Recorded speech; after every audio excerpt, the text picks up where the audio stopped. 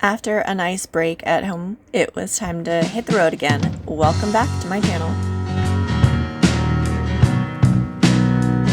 After some really great downtime that you saw in the previous videos, it was time to prep the RV, do all the fun sanitation tanks, get it repacked, and of course line up Virgil so we could get back on the road for our next contract.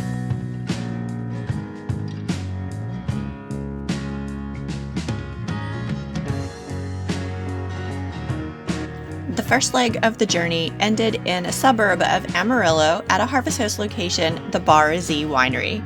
This was a really great place to stay because there is ample parking. There must have been 7 other RVs parked there. And I think the vast majority of us, for the longest time, that were sitting out on the back porch of the winery were all RVers. So this was an incredible chance to actually get to talk to other RVers who are in the Harvest Host program, find out who they are, where they're coming from, what their journey looked like. It was really interesting.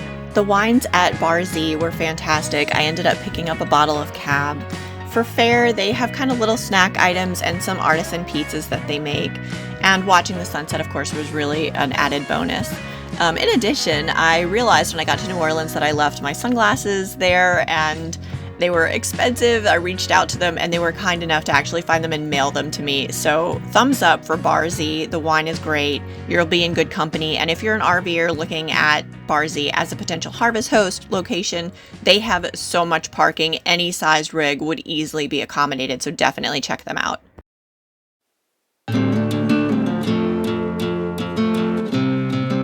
The second leg of my journey ended outside of Tyler, Texas in Kilgore at Britt's Wine and Dine, which is another Harvest Host location. This was an incredibly interesting stop as it is housed in the old W.W. Elder Elementary School. This was built in 1933 originally and was a predominantly white school at the time. Eventually, I think in 1961, it was converted to a school for black students, and it did remain segregated until 1968.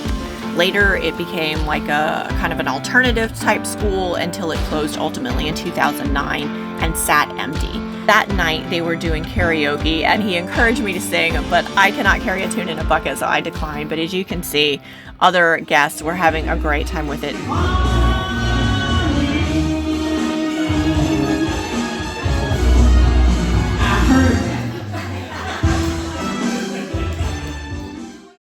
Mr. Davis is a globe-trotting wine connoisseur and bought it from a friend of his and has used parts of it to turn into his wine bar and bistro.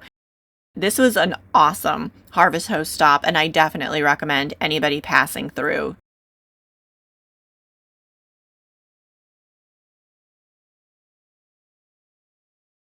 The last leg of the journey was a really long driving day, as sometimes they are, but I made it to my hometown of New Orleans.